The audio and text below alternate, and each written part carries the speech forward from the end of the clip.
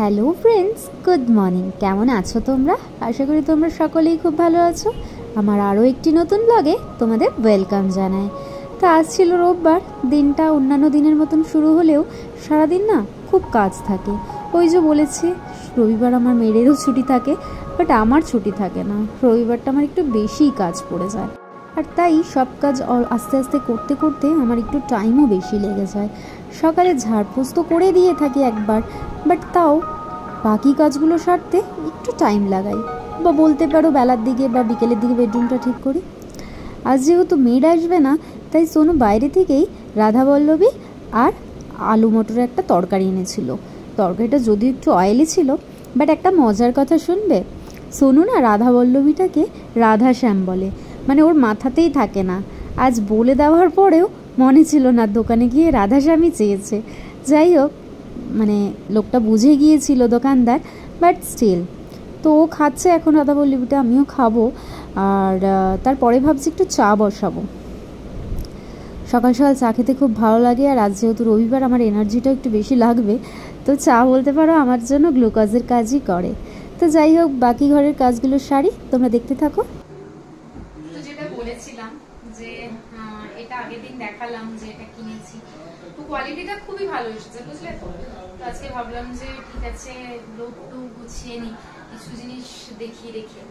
তো আমি স্পেশালি দুটোই অর্ডার করেছিলাম। আমি ভাবলাম যে ঠিক আছে যদি ভালো আসে তাহলে আর দু চারটে অর্ডার করে নেবো। বেসিক্যালি আমার থেকেও বেশি জরুরি এটা সোনু।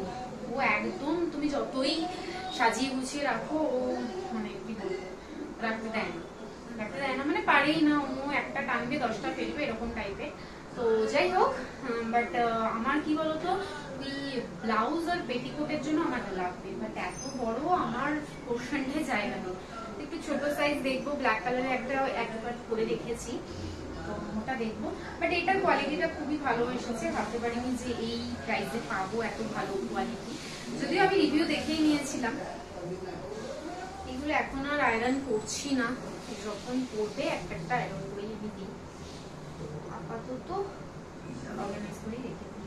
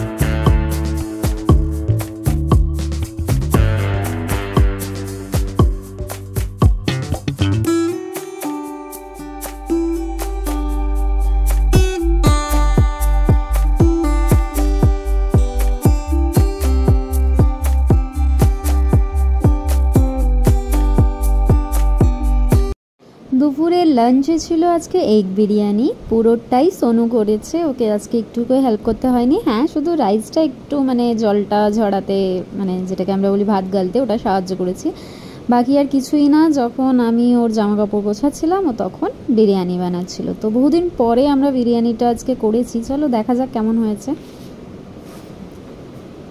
অল্প করেই করেছি অ্যাকচুয়ালি, সকালে ওই হেভি হয়ে গিয়েছিল। অ্যাকচুয়ালি ময়দার লুচি খাওয়ার অতটা অভ্যেস নেই, তো আজকে ময়দার লুচিটা খেয়ে তো ওই জন্য অল্প করেই করেছিলাম।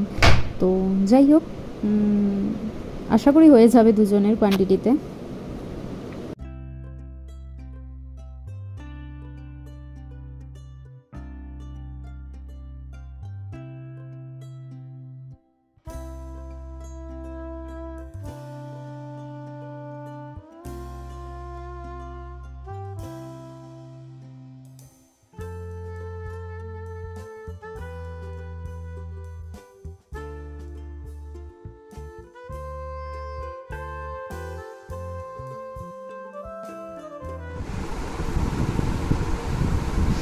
সোনু এখন খাচ্ছে, রিভিউটা দেবে। আমরা এগ বিরিয়ানি অনেক দিন পরে বানালাম, তাই না?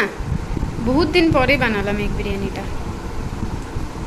ভেবেছিলাম অল্প হবে, বাট ঠিকঠাক কোয়ান্টিটি হয়েছে, তাই না? ভেবেছিলাম চালটা একটু অল্প হয়ে যাবে, ভাতটা। কেমন হয়েছে সোনু? কেমন হয়েছে? হ্যাঁ, একটু বাংলায় বলো, বাংলায় শিখেছো, একটু বাংলায় বলো কেমন হয়েছে। বাংলা হলো এটা, বলো বলো বাংলায় বলো কেমন হয়েছে।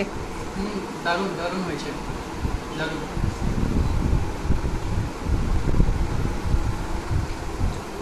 এবার আমি টেস্ট করব, একটু কেমন হয়েছে বলবো তোমাদের।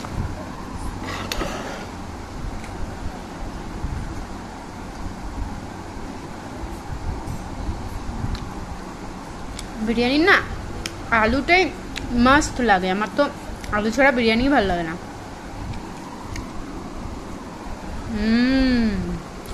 দারুণ।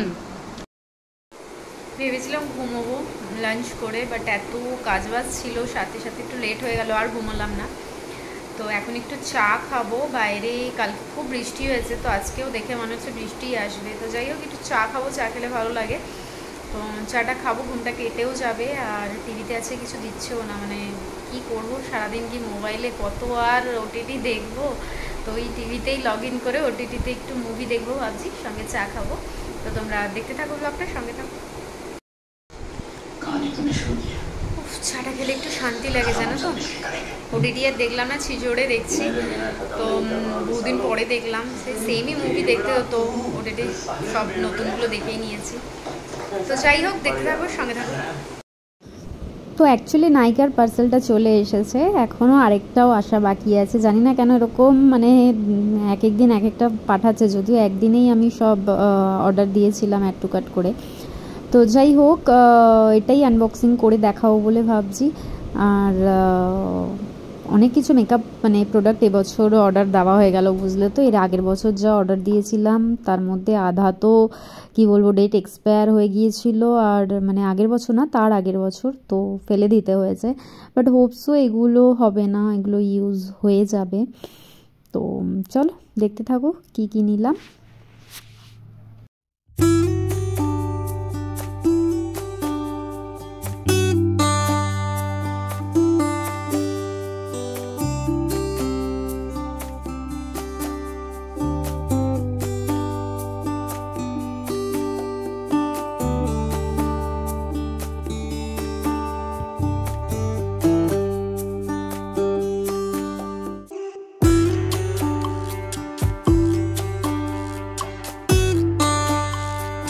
রাতের ডিনারে করব রুটি আর একটু পনিরের তরকারি।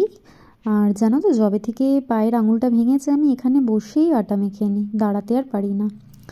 তো যাই হোক পনিরটা আজকে পোস্ত দিয়ে করবো, অল্প পোস্ত বাটা ছিল, তো ওই পোস্ত দিয়েই করবো, একটু গোটা গরম মশলা দিয়ে, তাহলেই হয়ে যাবে।